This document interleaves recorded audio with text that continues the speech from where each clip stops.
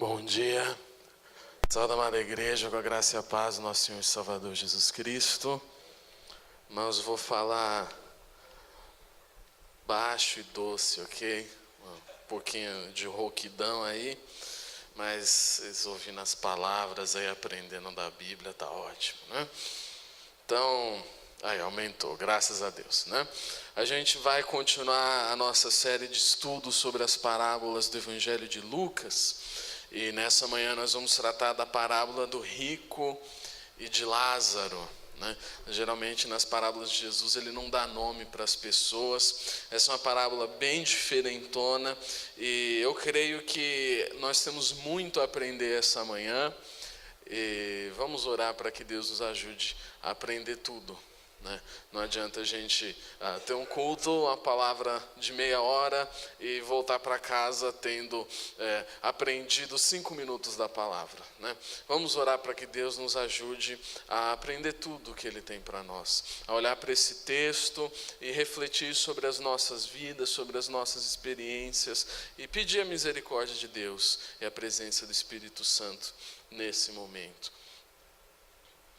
Senhor Deus, eu peço perdão pelos nossos pecados, Deus, para que nós possamos ser purificados. Nós sabemos que o Senhor é fiel e justo para nos perdoar os pecados e nos purificar-nos de toda a injustiça. Deus, mediante essa purificação pelo sangue de Jesus, nós pedimos, Deus, que o Teu Espírito Santo esteja no meio de nós, que esteja entre nós, que esteja falando nesse momento, ministrando aos corações, Deus. Que nós não apaguemos o Espírito, que nós não ignoremos a Sua palavra, mas que nós possamos aprender da parte do Senhor aquilo que o Senhor tem para nós, Deus. Que nós possamos priorizar o que o Senhor prioriza nesse momento e pensar naquilo que o Senhor pensa, em nome de Jesus. Amém. A parábola do rico e de Lázaro se encontra no Evangelho de Lucas, no capítulo 16, a partir do versículo 19. E a gente vai ler essa parábola, é uma parábola muito divertida. Você não tem outro texto igual em toda a Bíblia. E é um pouquinho polêmico também, né? Pega a sua Bíblia, abre sua Bíblia, eu vou ler aqui na NVI, Evangelho de Lucas, capítulo 16, a partir do versículo 19. Havia um homem rico que se vestia de púrpura e de linho fino e vivia no luxo todos os dias. Diante do seu portão fora deixado um mendigo chamado Lázaro, coberto de chagas. Este ansiava comer o que caía da mesa do rico. Até os cães vinham lamber suas feridas. Chegou o dia em que o mendigo morreu, e os anjos o levaram para junto de Abraão. O rico também morreu e foi sepultado. No Hades, onde estava sendo atormentado, ele, o rico, olhou para cima e viu Abraão de longe, com Lázaro ao seu lado. Então chamou: Pai Abraão, tem misericórdia de mim e manda que Lázaro molhe a ponta do dedo na água e refresque a minha língua, porque estou sofrendo muito neste fogo.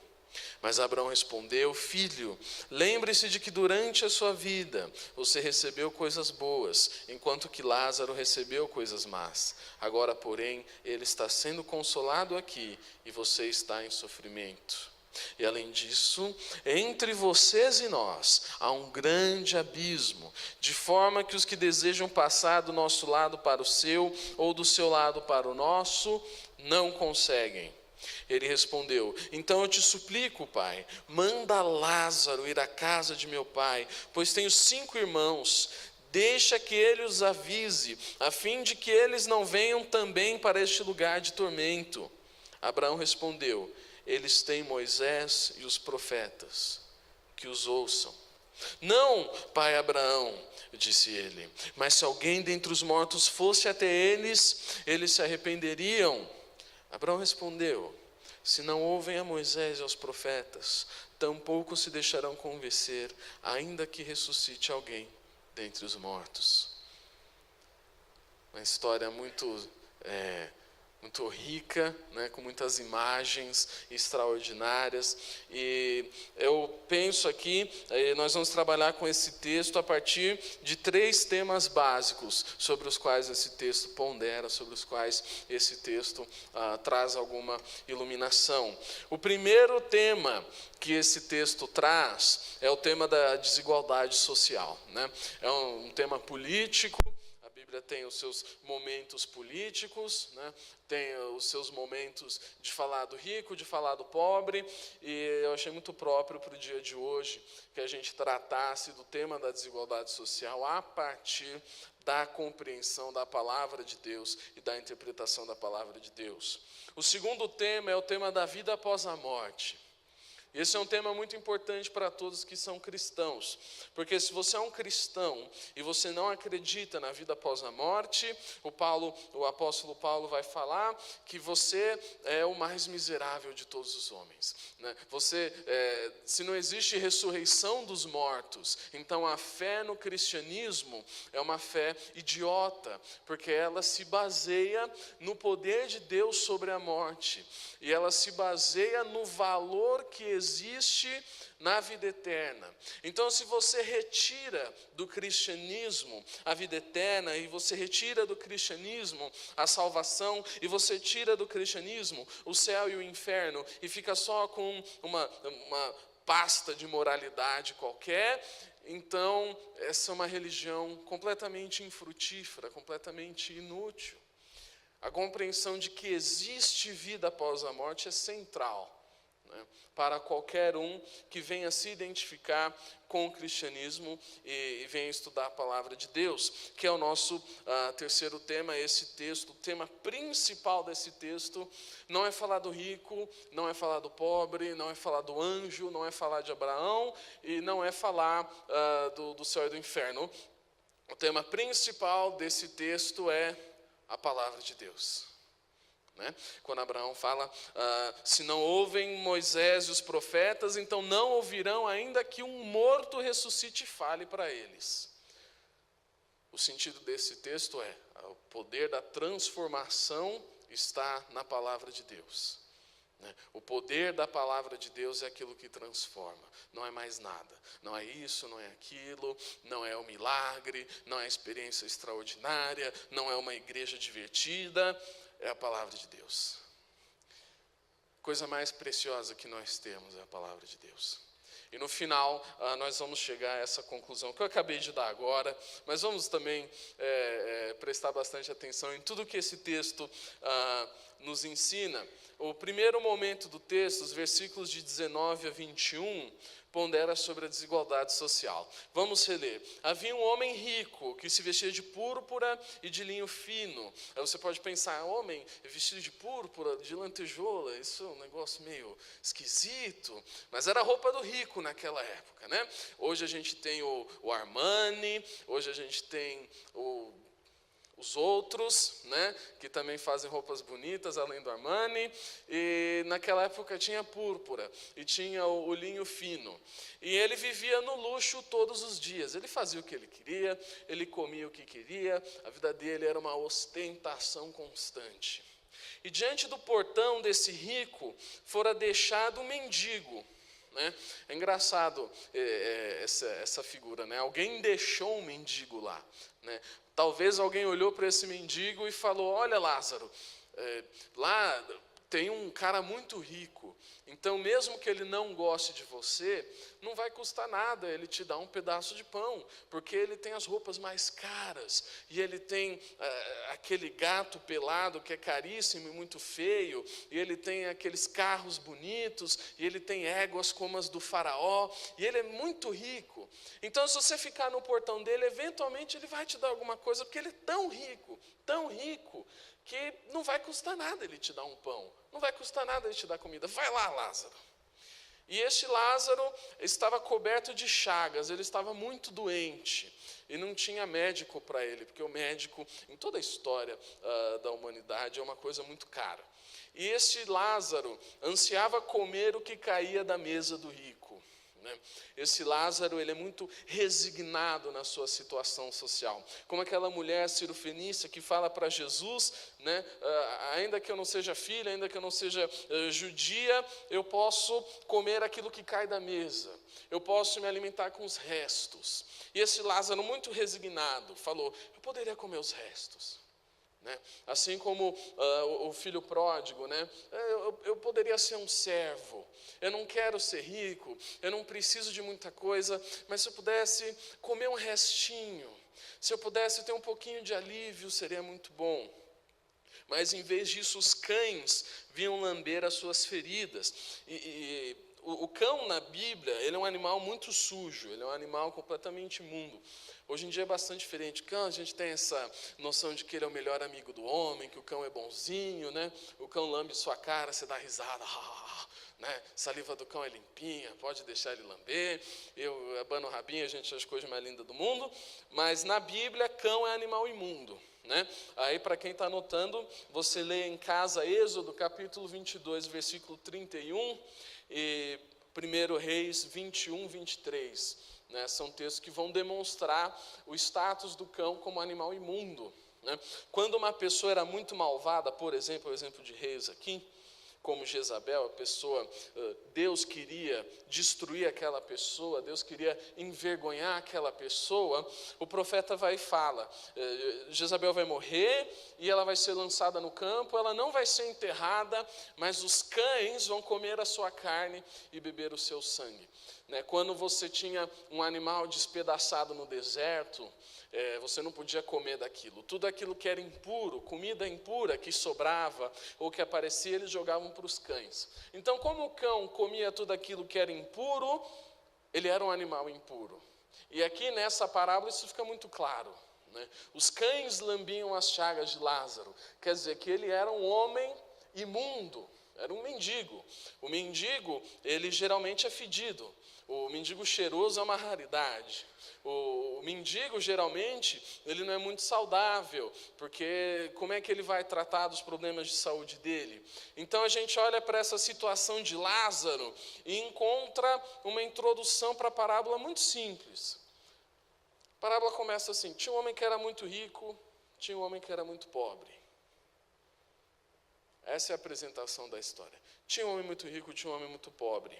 E o que a Bíblia fala sobre a pobreza? O que a Bíblia fala sobre o relacionamento do pobre com o rico, do pobre com o Estado, do rico com o Estado, do rico com o pobre?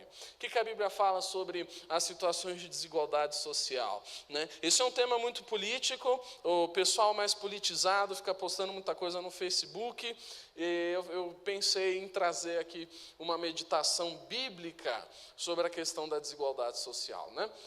Em Amós, no capítulo 5, no versículo 11, a gente tem um texto no qual Deus demonstra a sua predileção e o seu cuidado especial para com o pobre.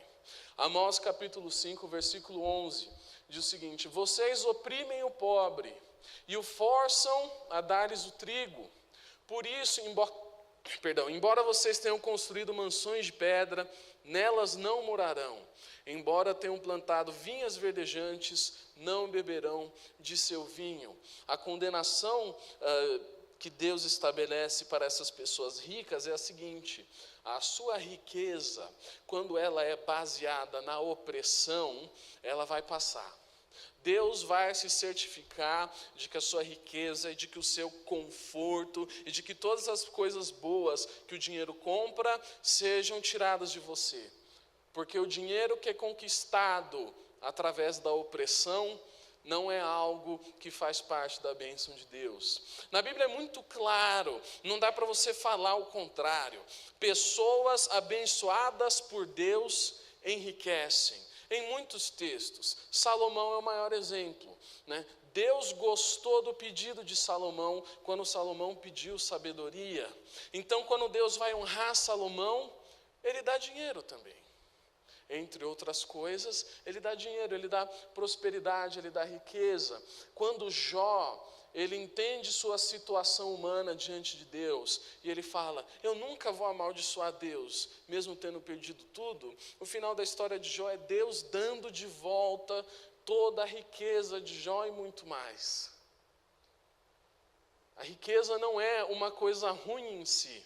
Na Bíblia, o problema da riqueza é quando ela nasce da opressão ao pobre. Quando você retém o salário do pobre para enriquecer. Quando você se aproveita de uma pessoa numa situação de vulnerabilidade social para você ter o seu destaque, para você ter o seu enriquecimento, para você ter o seu conforto. Esse é o grande problema na Bíblia. Nós temos ainda outros textos que ponderam sobre essa questão. Provérbios capítulo 19, versículo 17, é outro texto que fala de como Deus gosta de pobre. Quem trata bem os pobres, empresta ao Senhor, e Ele o recompensará. Se tem, o livro de Tiago também vai ser muito claro quanto à questão da desigualdade social, e parece que Deus, porque Ele é justo, Ele tem uma predileção pelas situações de injustiça para que Ele possa repará-las. Ele olha para alguém que não tem nada para comer, e olha para outra pessoa que está comendo demais, e Ele fala, essa situação aqui precisa ser remediada, essa situação aqui precisa ser consertada. Eu vou dar um jeito nisso. Qual é o jeito de Deus quanto à desigualdade social?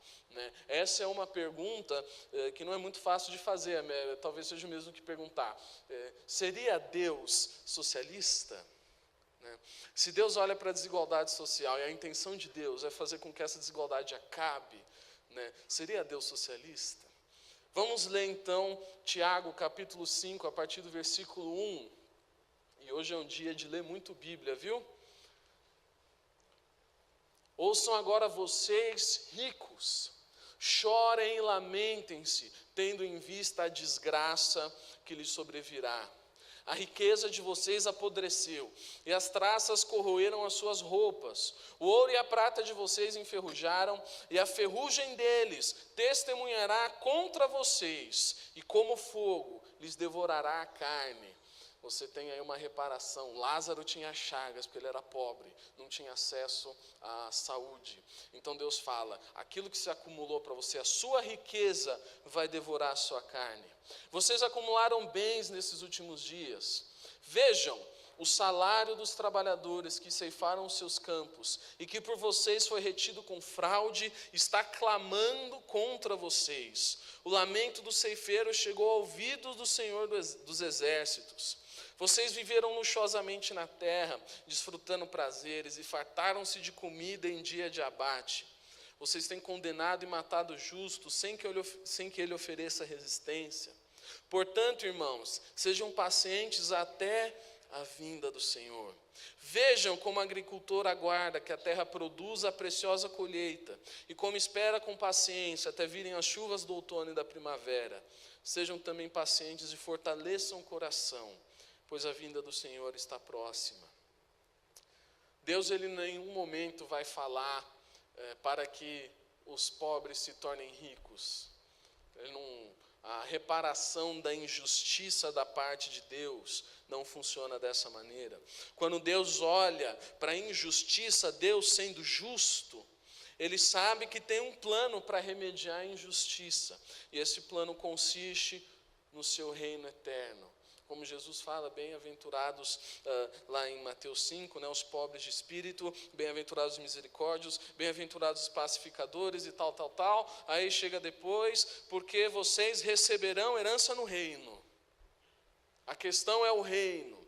Deus trabalha com a desigualdade, com a injustiça na medida do reino. Aí a gente relê Tiago capítulo 2, versículo 5. Não escolheu Deus os que são pobres aos olhos do mundo, para serem ricos na fé e herdarem o reino que Ele prometeu aos que o amam? A justiça de Deus, ela está no reino, ela está na eternidade, ela está para além desse mundo. Existe uma coisa tal qual desigualdade, existe uma coisa tal qual pobreza, são duas coisas muito ruins. Mas quando Deus olha para essa situação, Ele não tem uma visão marxista, Ele não vê luta de classes.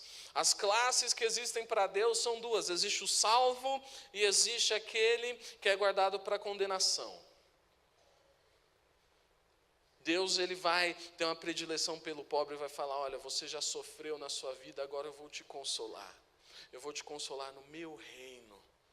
Você não precisa se preocupar em acumular bens, em ganhar mais dinheiro, em melhorar de vida, porque eu tenho uma vida para você que é muito melhor do que qualquer coisa que o dinheiro possa comprar. Deus é contra a desigualdade, mas o remédio para a desigualdade consiste no reino. Isso nos leva ao segundo tema do texto, que é a vida após a morte. Está nos versículos de 22 a 26. Chegou o dia em que o mendigo morreu, Lázaro morreu, e os anjos o levaram para junto de Abraão. O rico também morreu e foi sepultado. No Hades, no mundo dos mortos, nesse tipo de inferno, onde este rico estava sendo atormentado. Ele olhou para cima e viu Abraão de longe com Lázaro ao seu lado. Então chamou: pai Abraão, tem misericórdia de mim, e manda que Lázaro molhe a ponta do dedo na água e refresque a minha língua, porque estou sofrendo muito neste fogo. Mas Abraão respondeu: filho, lembre-se de que durante a sua vida você recebeu coisas boas, enquanto que Lázaro recebeu coisas más. Agora, porém, ele está sendo consolado aqui e você está em sofrimento. Aquele rico que a qualquer momento podia acolher Lázaro, podia cuidar de Lázaro, porque ele era muito rico, não ia custar nada para ele. Olhou para o sofrimento de Lázaro e não se importou. Então chega a hora do rico pedir ajuda para Abraão e fala: Abraão, estou sofrendo aqui nesse inferno. Abraão fala: olha, você já aproveitou a sua vida, tudo que você podia aproveitar. Você causou sofrimento, você ignorou o sofrimento dos outros, a sua riqueza consistiu em opressão, então você vai ficar aí. E aquele que foi oprimido vai ficar aqui comigo para ser consolado. É uma consolação eterna, é uma consolação do reino de Deus. E as duas realidades mais básicas quanto à vida após a morte são tratadas nesse texto. Em primeiro lugar, as injustiças do mundo, toda a desigualdade, tudo aquilo que é de mal são reparadas eternamente, como está escrito em Mateus no capítulo 5, no versículo 6, bem-aventurados os que têm fome e sede de justiça, pois serão satisfeitos. Serão satisfeitos quando? Na eternidade. Serão satisfeitos onde? No reino de Deus. Serão satisfeitos de que maneira? Pelo reino de Deus, pela justiça de Deus manifesta no seu reino eterno. E a segunda verdade básica sobre a vida após a morte é que depois dessa vida não há como mudar o seu destino eterno. É a figura do abismo. Existe um abismo aqui muito grande, um abismo intransponível. Eu não posso sair daqui para ir até aí, e você não pode sair daí para vir até aqui. O texto de Apocalipse vai trabalhar muito com esse tema, é o tema da segunda morte. Por exemplo, no capítulo 20, no versículo 6, está escrito: felizes e santos os que participam da primeira ressurreição. A segunda morte não tem poder sobre eles, serão sacerdotes de Deus e de Cristo, e reinarão com ele durante 1000 anos. Também Apocalipse, pouco mais adiante, no capítulo 21, no versículo 8, os covardes, os incrédulos, os depravados, os assassinos, os que cometem imoralidade sexual, os que praticam feitiçaria, os idólatras e todos os mentirosos, o lugar deles será no lago de fogo que arde com enxofre. Esta é a segunda morte. Neste momento, você tem essa vida após a morte, morreu aqui nesse mundo, foi para o mundo além, foi para o mundo no qual a justiça de Deus é feita plena, ela é realizada de maneira definitiva. Então você vai ter algumas pessoas que de modo algum passarão pela segunda morte. Como está escrito, a segunda morte não tem poder sobre eles. Eles não morrerão novamente. Não. é impossível. Ao mesmo tempo, aquele que vai para a segunda morte não pode viver novamente. Aquele que vai para o lago de fogo que arde com enxofre, não pode subir ao céu depois disso. Uma realidade muito básica quando falamos da vida após a morte. Depois que a sua vida acaba, acabaram as oportunidades, acabaram as chances. E essa é uma palavra um pouco dura. A palavra de Deus nem sempre é mole, a palavra de Deus nem sempre é digestiva. Às vezes a gente tem que engolir algumas coisas, né? Porque Deus ensina. Mas isso aqui nos deve despertar para a responsabilidade que nós temos nessa vida, de impactar outras vidas, de influenciar outras vidas, porque essa é a única vida que nós temos aqui. Depois que essa vida acabar e você for para o seu destino eterno, você não pode titubear, você não pode ir de um lado para o outro. Nessa vida, às vezes a gente se aproveita muito de uma noção pobre da graça de Deus. A gente pensa, eu vou pecar, depois eu peço perdão e vai ficar tudo bem. E vem para a igreja, e vai para o mundo, e vem para sabadão, e vai para a balada, e vem para o full stop, e volta para casa, e fica vendo pornografia, e fica indo de um lado para o outro, de um lado para o outro. Não sabe se decidir, não sabe se quer Deus ou se quer o mundo, não sabe o que ele quer mais, não sabe como agir em igreja. Mas chega um momento no qual essa dúvida acaba. Chega um momento no qual você está no seu destino eterno. E aqueles que estão do lado de Deus não podem ir para a segunda morte. E aqueles que estão na segunda morte não podem ir para o lado de Deus. O texto acaba falando sobre o valor da palavra de Deus. A partir do versículo 27, lemos até o 31. Então eu te suplico, pai Abraão, manda Lázaro ir à casa de meu pai, desesperado. Esse rico está desesperado, pois eu tenho 5 irmãos. Parece um pouco comigo. Deixa que ele os avise, a fim de que eles não venham também para este lugar de tormento. Esse rico, ele teve uma mudança de perspectiva. Na vida dele não se importou com ninguém, olhou para Lázaro lá com as chagas, com os cães, não deu comida, não ajudou, não socorreu. Mas ele vai para o inferno e ele fala, nossa, esse negócio de inferno é ruim mesmo, é muito ruim, é um sofrimento insuportável. Ô Abraão, e a minha família como fica? E Abraão, ele dá uma resposta muito atravessada. Abraão fala, eles têm Moisés e os profetas, que os ouçam. Moisés e os profetas é o quê? É o Antigo Testamento. Moisés é Torá, Pentateuco, Gênesis, Êxodo, Levítico, Números e Deuteronômio. Profetas são livros proféticos, livros históricos. Depois você vai ter mais desenvolvido em outros textos o conceito dos escritos, que são os últimos textos do Antigo Testamento. Jesus, quando ele vai citar o Antigo Testamento como um todo, eventualmente ele cita a lei, os profetas e os salmos. Esses outros escritos, que não são lei, que não são profetas, mas que é palavra de Deus. Então é Salmos, Jó, Provérbios, Eclesiastes, Cantares, Esdras, Neemias e Crônicas. E todos esses livros, esse conjunto de livros que formam a palavra de Deus, esse Moisés e os profetas, é tudo o que esse homem precisa para saber o que ele deve fazer, para conhecer a moralidade de Deus, para saber qual é a vontade de Deus, para saber o que Deus espera dele.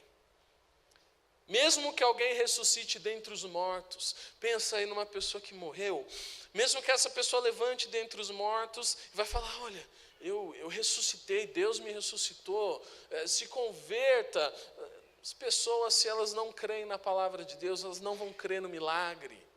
Não vão crer nas experiências extraordinárias. Isso também está escrito em Lucas, no capítulo 10, no versículo 13. A gente volta um pouquinho aí, a nossa Bíblia, volta umas páginas aí, e Jesus fala, ai de ti Corazim, ai de ti Betsaida, que são as cidades nas quais ele desenvolveu seu ministério. Porque se os milagres que foram realizados entre vocês o fossem em Tiro e Sidom, há muito tempo elas teriam se arrependido, vestindo roupas de saco e cobrindo-se de cinzas. Depois você vê lá no livro de Ezequiel, a profecia contra o rei de Tiro. Ezequiel identifica o rei de Tiro com o próprio Satanás. Tiro era assim, depois de Sodoma e Gomorra vem Tiro, pior lugar da terra, né? O profeta Ezequiel, ele basicamente trabalha com o conceito de que quem governa Tiro é o diabo, é o próprio diabo, é um lugar onde a vontade do diabo é feita constantemente. E Jesus fala, olha, eu fiz tantos milagres, eu fiz tantos sinais, eu fiz tanta coisa, e vocês não se converteram, porque quem não crê, não crê. Não adianta fazer truque de mágica, não adianta você querer convencer a pessoa com estratégias, com subterfúgios, não adianta. A fé deve ser baseada na palavra de Deus e no poder da palavra de Deus de transformar a vida. A sua vida, a minha vida, a vida de quem for. A fé não se baseia no milagre, a fé não se baseia naquilo que a gente tem como estratégia. A fé se baseia na palavra de Deus. E a coisa que esse mundo carece mais é a palavra de Deus. É a moralidade de Deus. É a vontade de Deus. Ninguém liga para a palavra de Deus. O exemplo que eu coloquei aqui, você fala, meu filho adolescente, vai lá para o culto dos adolescentes, porque tem gente da sua idade, e eles falam a sua língua, e você vai fazer amigos, e aí vai dar tudo certo na sua vida, você vai se converter. Irmãos, não importa quantos amigos cristãos, não importa quantas atividades cristãs alguém faça, a transformação vem pelo poder da palavra de Deus. Às vezes a gente quer dar um jeitinho na vida, na nossa vida, na vida do outro. A gente quer dar um jeitinho de falar de um jeito diferente, de falar de um jeito mais doce, de trazer as pessoas para a igreja com astúcia, e tudo isso é válido, mas aquilo que vai gerar transformação é o poder da palavra de Deus, não é o relacionamento. Ter amigos cristãos não é igual a ser cristão. Não é igual. Pode haver uma pessoa que todos os amigos dele são da igreja, mas não é cristão. Vem para a igreja que é uma beleza, mas não é cristão. Por quê? Porque a fé não se baseia na palavra de Deus. Vem para a igreja para conversar, para passar um tempo legal, né, para apaziguar a culpa por qualquer razão. Tudo isso é futilidade, tudo isso não vale nada. Aquilo que nós precisamos é sermos transformados pelo poder da palavra de Deus. Então, quando a gente olha para o nosso contexto brasileiro, o nosso contexto político, o contexto político do mundo, muitas vezes a gente se pergunta, o que está acontecendo com o mundo? Por que o mundo está desse jeito? Porque falta o conhecimento da palavra de Deus. Falta o conhecimento da palavra de Deus. Falta pessoas que acreditam no poder da palavra de Deus, acreditam na inspiração plena da palavra de Deus. Que Abraão fala nesse texto, olha, eles têm a Bíblia, eles têm Moisés e os profetas, eles não precisam de mais nada. Eles não precisam de um culto especial. Eles não precisam da iluminação bonita, tudo isso é bom, mas o que eles precisam é da palavra. E se eles não crerem na palavra, eles não vão crer de jeito nenhum, porque a fé se baseia no poder da palavra de Deus, e apenas nisso. Então, como pode alguém ser salvo? Pela palavra de Deus. Como pode alguém se distanciar do inferno como uma realidade da vida após a morte? Pela palavra de Deus. Não existe outra maneira. Não dá para nós enganarmos Deus. Não dá para nós sermos crentes por osmose ou crentes por associação. Você, para ser salvo, precisa crer na palavra de Deus. Irmãos, você não crê naquilo que você não conhece, naquilo que você não lê. Eles têm Moisés e os profetas, eles têm a Bíblia, é o suficiente. eles têm tudo o que é necessário para conhecer a Deus e para serem salvos. E não existe nada que você possa fazer para fazer eles mudarem de ideia. Você pode fazer um morto ressuscitar. Isso não vai fazer diferença nenhuma. Eles precisam ouvir e crer na palavra de Deus. No Salmo 119, no versículo 155, está escrito: a salvação está longe dos ímpios, porque eles não buscam os teus decretos. Por que o ímpio não é salvo? Porque ele é malvado? Tem muito ímpio que é bonzinho, né? Já muitas vezes na minha vida ouvi o argumento do Bonovox, né? Ah, não, o Bonovox é salvo porque ele é bonzinho, ele faz trabalho filantrópico, né? O Bill Gates fica dando vacina para as criancinhas da África. Certamente ele será salvo por isso. A questão não é ser bonzinho, não é ser malvado. Não existe para Deus a distinção entre um cara que vai pegar o seu dinheiro e vai doar por causas humanitárias e o cara que passou a vida inteira bebendo e destruindo a própria família. O que classifica o ímpio, o que define o ímpio, não é o que ele faz. O que define o ímpio é o relacionamento dele com a palavra de Deus. Se não busca a palavra, se não crê na palavra, é ímpio, não importa o que faça. Vai para a igreja, mas busca a palavra? Não, então é ímpio. Faz atividades filantrópicas humanitárias e pratica boas ações de caridade. Ok, mas busca a palavra de Deus? Se não busca, é ímpio. E nós temos que ter a convicção de Davi, ainda meditando no Salmo 119, quando Davi fala no versículo 72, para mim vale mais a lei que decretaste do que milhares de peças de prata e ouro. Esse texto aqui não é só bonito, esse texto aqui deve nos alertar para uma coisa: Deus revela a sua moralidade na sua palavra, Deus revela aquilo que é honestidade, aquilo que é certo, aquilo que é errado. Então quando o seu chefe chega para você e fala para você fazer uma coisa que é errada, e se você não fizer, você vai perder o seu emprego, você tem que ter a convicção de Davi: para mim vale mais a lei do que todo o ouro do mundo. Não venda a sua convicção, a sua moralidade, aquilo que você aprendeu da parte da palavra de Deus, por um salário no final do mês. Não se venda. A palavra de Deus deve ser mais preciosa do que o ouro, mais preciosa do que o dinheiro, mais importante do que o conforto. Também podemos ler o Salmo 119, versículo 9, palavra para a juventude, um dos meus versículos favoritos na Bíblia. Como pode o jovem manter pura a sua conduta? Vivendo de acordo com a tua palavra.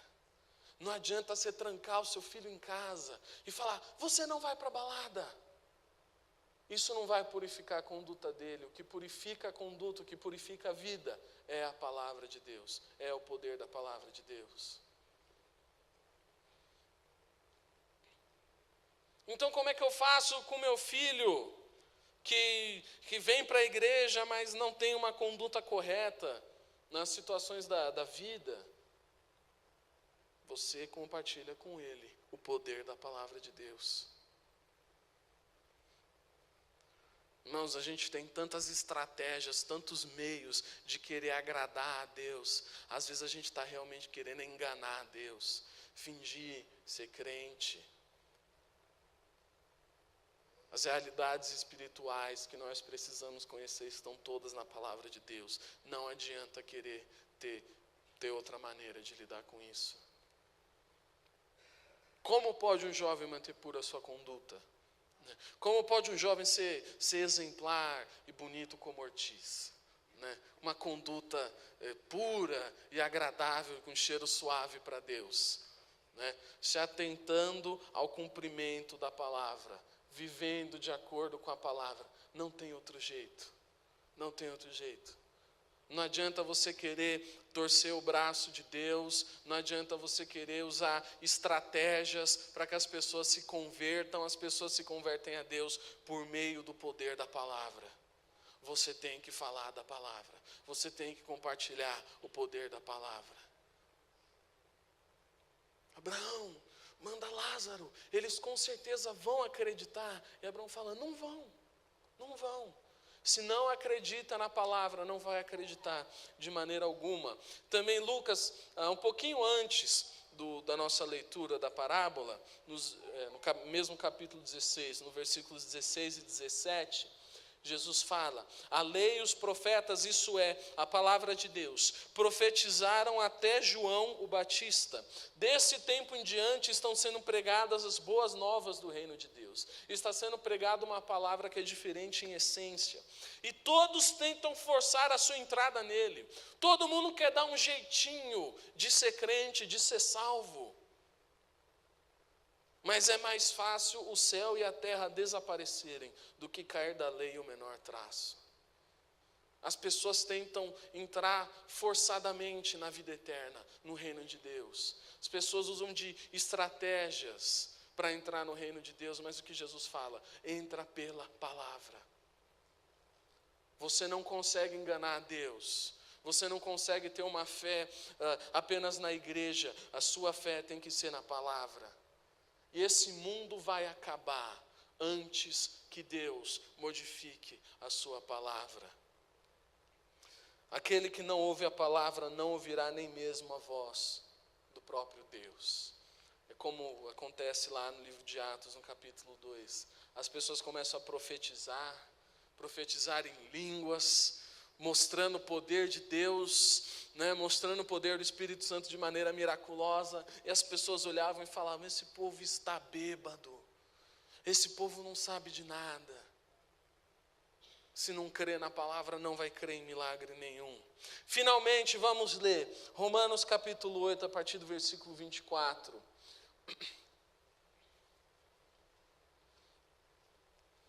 fala da questão da salvação e da palavra de Deus. Nessa esperança fomos salvos. Mas esperança que se vê não é esperança. Quem espera por aquilo que está vendo? A sua esperança não pode ser em coisas visíveis. O objetivo da sua vida não pode ser a casa, não pode ser o carro, não pode ser a família. O objetivo da sua vida tem que ser investir e contribuir e colaborar com o reino de Deus. Versículo 25, mas se esperamos o que ainda não vemos, aguardamo-lo pacientemente. Da mesma forma, o Espírito nos ajuda em nossa fraqueza, pois não sabemos como orar, mas o próprio Espírito intercede por nós com gemidos inexprimíveis. Por que nós lemos esse texto nesse momento, no final dessa reflexão? Nós precisamos aprender a orar de uma maneira que agrade a Deus. Nós não sabemos orar. Nós precisamos aprender a orar segundo a palavra. E nesse momento eu gostaria que nós orássemos para que Deus mudasse a nossa vida de acordo com o poder da sua palavra. Porque tantas vezes a gente ora, Deus tem misericórdia. Oh, Deus faz um milagre. Deus, nós precisamos da tua cura, Deus. Deus, nós precisamos da tua intervenção miraculosa. Mas tudo aquilo que nós precisamos saber já está escrito, só não estamos lendo. Tudo aquilo que nós precisamos para conhecer a Deus e o poder de Deus, e aquilo que Deus faz, aquilo que Deus não faz também está na Bíblia. Nós precisamos aprender a viver a nossa religião, a viver a nossa vida com Deus, de acordo com os preceitos da sua palavra. Orar de acordo com a palavra. Orar pedindo que Deus nos revele, nos dê resposta por meio da sua palavra. Em vez de ficar pedindo, Deus, eu quero que a minha resposta seja um milagre. Orar, Deus, fala comigo. Deus me ensina. Deus, eu sei que o Senhor pode transformar a minha vida e essa situação pelo poder da tua palavra. Lembre-se disso quando você for falar com uma pessoa fora da igreja. Uma pessoa que não conhece a Deus. Como se pode conhecer a Deus? Como se pode manter puro e reto o seu caminho?